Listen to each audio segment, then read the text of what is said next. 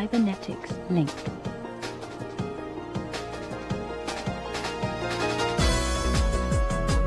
Cloning.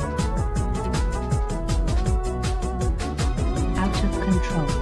Improvement over 100%. RAYCRISIS.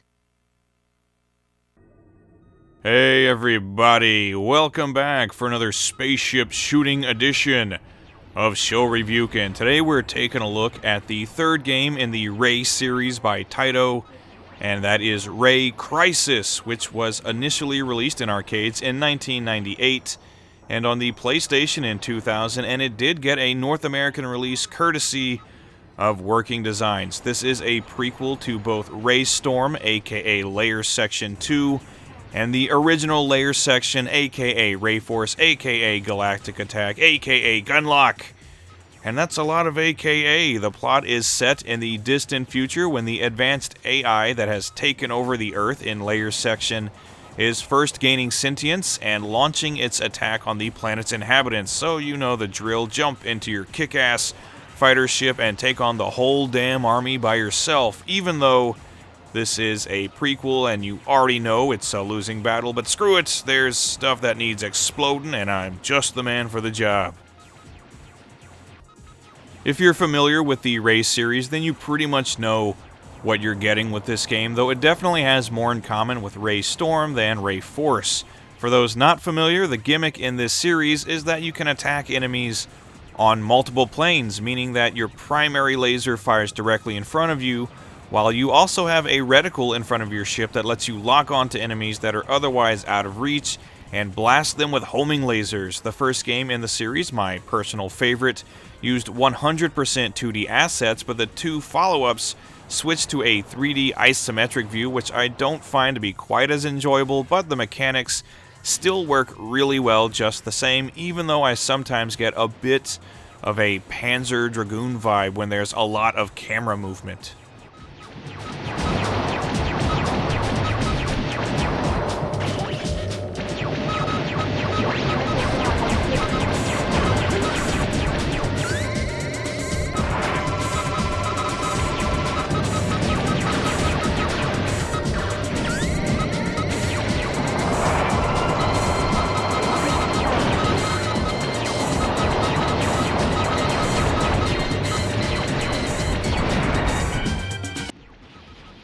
Also, something that I wished was included in the first game was a super bomb of some type, which you do have in this game in the form of an energy meter that fills up as you destroy enemies, and once it's full, you can unleash a whole can of super bomb whoop-ass, which, incidentally, is my favorite kind of whoop-ass. So this is a really fun, solid shooter, but it's also pretty damn tough. I got my ass handed to me in a high hat upon first playing this one, which is in line with the series. All of the Ray games present a pretty decent challenge, but unlike the console port of the first game, you do have infinite continues here, at least in the original mode, which also lets you pick which stages you want to play through. There's also a special mode that lets you play through all of the stages in one go, but you have no continues in that mode.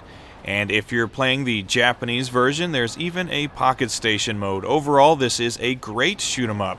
Pretty simple and straightforward, frantic action, huge boss battles, and plenty of challenge. The 3D graphics are pretty dated, but it is at least a colorful and detailed game, and there's so much action on screen at any one time, you probably won't really care about any graphical impurities.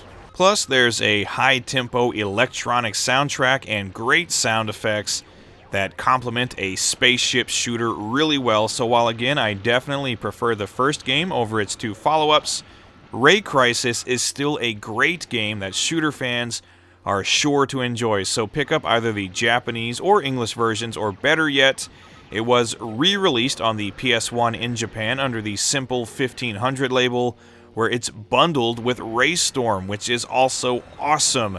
Regardless, when you're playing one of the games in the Ray series, you're having a good time. Check it out.